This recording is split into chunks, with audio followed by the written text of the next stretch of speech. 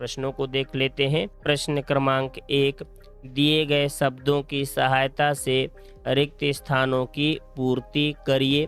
तो देखिए यहाँ पर हमको शब्द दिए हुए हैं, इन शब्दों को हमको उचित खाली स्थानों में भरना है।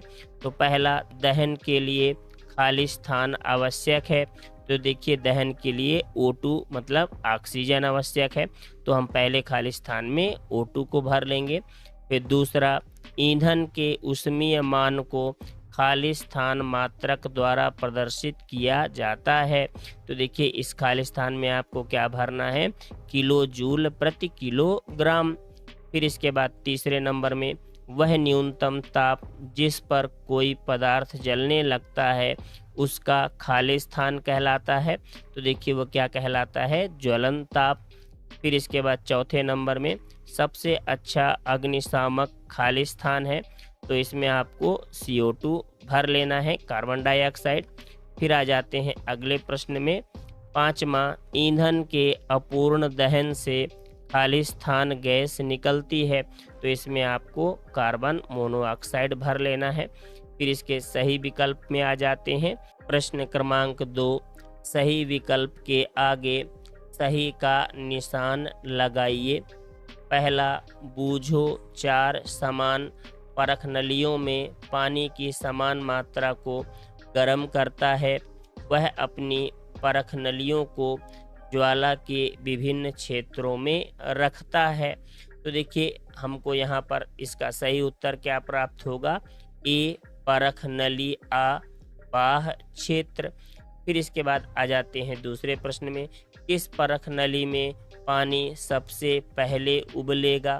तो देखिए परख नली आ इसका सही उत्तर हो जाएगा ए नंबर, तो इसको आपको सही का निशान लगा लेना है। फिर आ जाते हैं दूसरे नंबर में, निम्न में से किसका ज्वलन ताप अधिक होगा। तो ए सूखी घास का ज्वलन ताप अधिक होगा। फिर आ जाते हैं तीसरे नंबर में, वायु में किस गैस की अधिक मात्रा विश्व उष्णन ग्लोबल वार्मिंग का कारण बनती है। तो इसका उत्तर होगा बी कार्बन डाइऑक्साइड। फिर आ जाते हैं अगले प्रश्न में, प्रश्न क्रमांक 4, विद्युत उपकरण तथा पेट्रोल जैसे ज्वलनशील पदार्थों में लगी आग को नियंत्रित किया जा सकता है। तो इसका सही उत्तर होगा डी कार्बन डाइऑक्साइड द्वारा। फिर आ जाते हैं अगले प्रश्न में, कौन सा पदार्थ कमरे के ताप पर वायु में जल उठता है। तो इसका सही उत्तर क्या है, सी फास्फोरस। फिर इसके बाद आ जाते हैं अति लघुत्तरीय प्रश्न में। अति लघुत्तरीय प्रश्न, प्रश्न क्रमांक 3, दहन क्या है। नीचे दिए गए पदार्थों में से दाह्य एवं अदाह्य पदार्थों की पहचान कर लिखिए। लकड़ी, कागज, लोहे की कीलें, पत्थर का टुकड़ा, मिट्टी का तेल, कांच, काष्ठ, कोयला। तो देखिए इसमें हमको जलने वाले को क्या कहा गया है, दाह्य, और न जलने वाले को अदाह्य।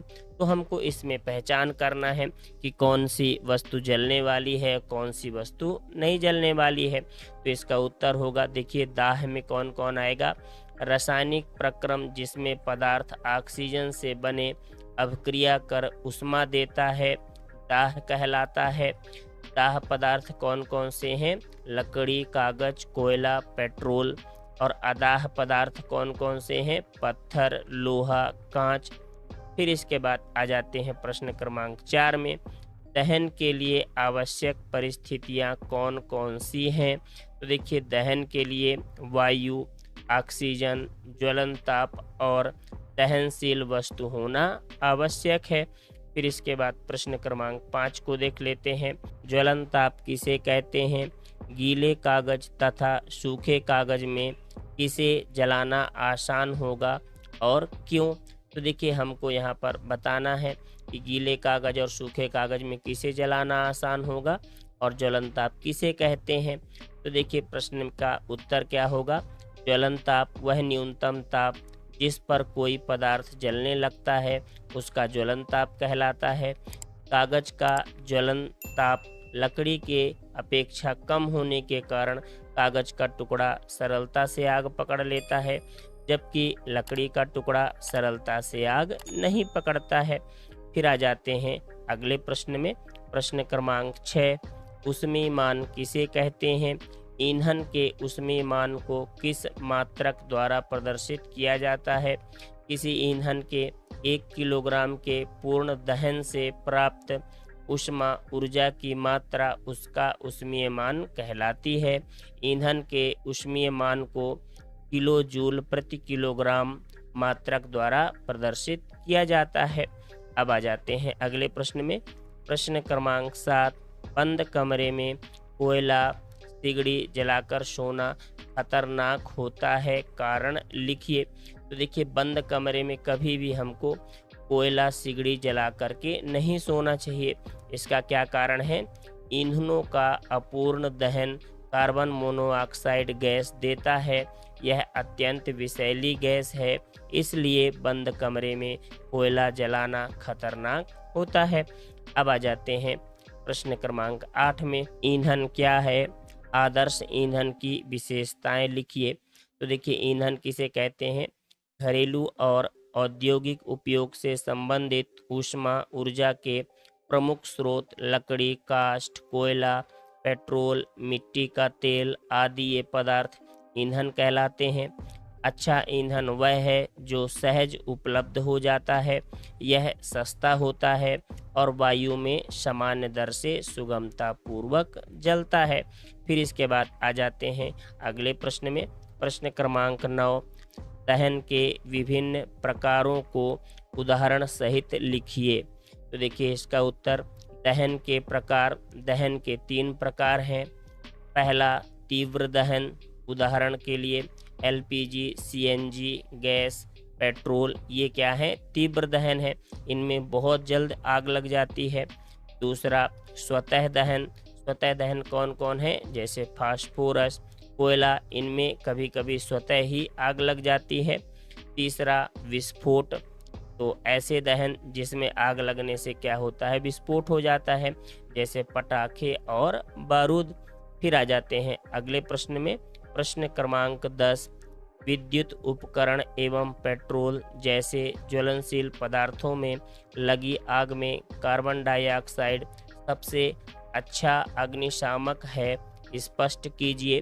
तो देखिए, इसका उत्तर है विद्युत उपकरण और पेट्रोल जैसे ज्वलनशील पदार्थों में लगी आग के लिए कार्बन डाइऑक्साइड CO2 सबसे अच्छा अग्निशामक है। ऑक्सीजन से भारी होने के कारण CO2 आग को एक कंबल की तरह लपेट लेती है। इससे ईंधन और ऑक्सीजन के बीच संबंध टूट जाता है, अतः आग पर नियंत्रण हो जाता है। अब आ जाते हैं अगले प्रश्न में। प्रश्न क्रमांक 11 है, ईंधन के रूप में लकड़ी का उपयोग करना हानिकारक क्यों होता है, कारण लिखिए। तो इसका उत्तर है ईंधन के रूप में लकड़ी का उपयोग करने से बड़ी मात्रा में धुआं उत्पन्न होता है, जो मनुष्यों के लिए हानिकारक है और श्वसन कष्ट उत्पन्न करता है। साथ ही वृक्षों से प्राप्त होने वाली उपयोगी वस्तुएं नहीं मिल पाती, क्योंकि वृक्षों को ईंधन के रूप में उपयोग करते हैं। इसके अतिरिक्त वृक्षों की कटाई वनों के अंत का कारण बनती है, जो पर्यावरण के लिए हानिप्रद है। फिर इसके बाद आ जाते हैं अगले प्रश्न में। प्रश्न क्रमांक 12, मोटर वाहनों में ईंधन के रूप में डीजल एवं पेट्रोल की अपेक्षा सीएनजी को अच्छा ईंधन क्यों माना जाता है, ये हमको बताना है।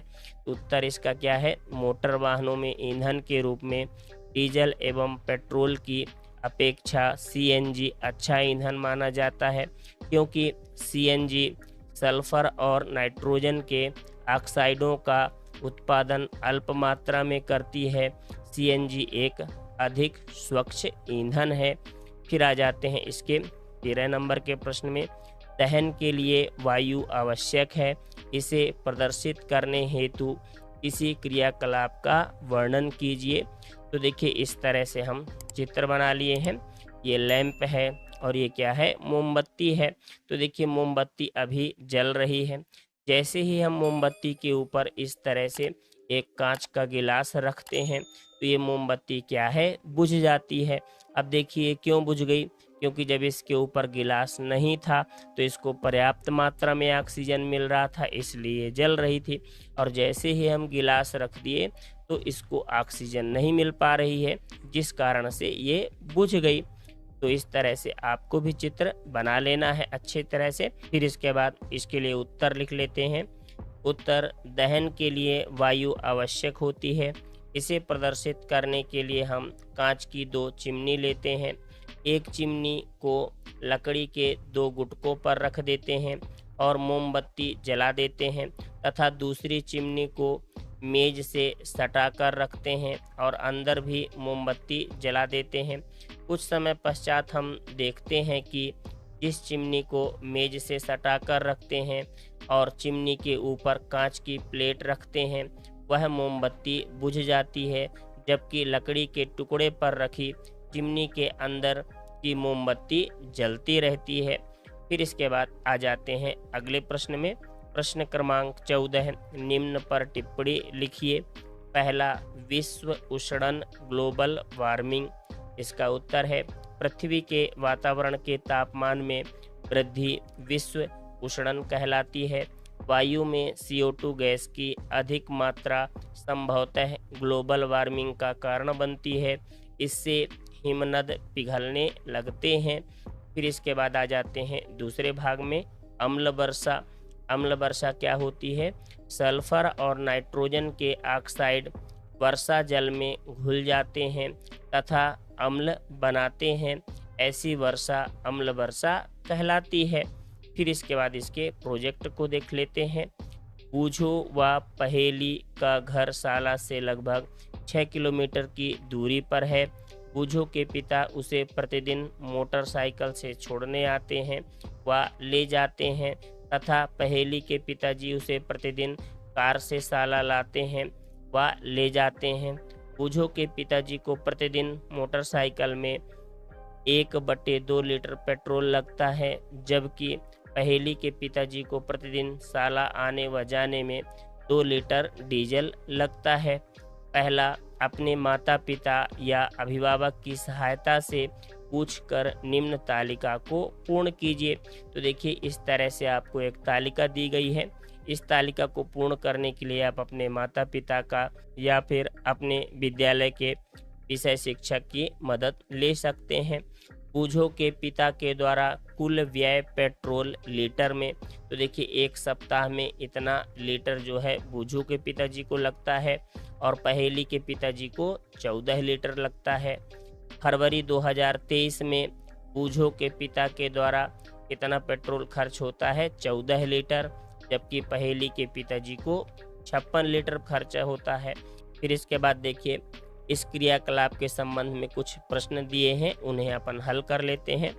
वर्तमान में 1 लीटर पेट्रोल का कुल मूल्य 110 रुपये है, तो बूझो के पिता द्वारा 1 सप्ताह में कुल कितनी राशि का पेट्रोल खर्च होगा?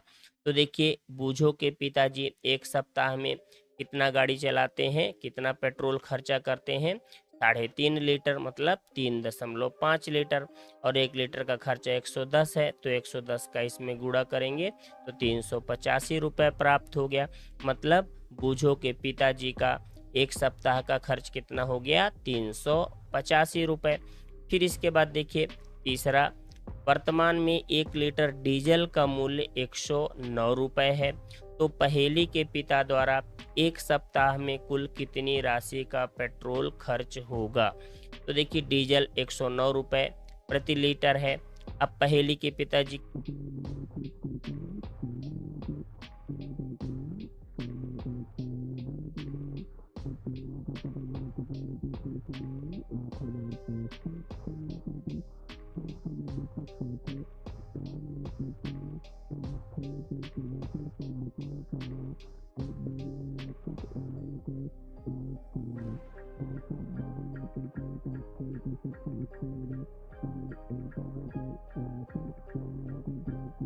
इससे क्या होगा? पर्यावरण प्रदूषण बहुत कम होगा। फिर इसके बाद देखिए प्रोजेक्ट क्रमांक 2, अपने आसपास के 10 घरों का सर्वेक्षण कर पता लगाइए कि खाना पकाने के लिए किस प्रकार के ईंधन का उपयोग किया जाता है। इनमें से कौन कौन से ईंधन प्रदूषण के लिए उत्तरदायी हैं। तो देखिए इसका उत्तर हो जाएगा खाना पकाने के लिए ईंधन निम्न है, जैसे लकड़ी, कोयला या फिर एलपीजी या फिर उपले, गोबर के कंडे या फिर गैस इत्यादि। प्रदूषण के लिए उत्तरदायी ईंधन कौन कौन से हैं?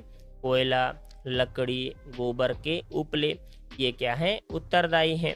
फिर आ जाते हैं अगले प्रश्न में। प्रश्न क्रमांक 12, हानिकारक ईंधन स्वास्थ्य एवं पर्यावरण पर क्या प्रभाव डालते हैं? अपने विचार लिखिए। तो इसका उत्तर हो जाएगा हानिकारक ईंधन से वायु प्रदूषण होता है, जिससे हमारे स्वास्थ्य एवं पर्यावरण को प्रभावित करता है।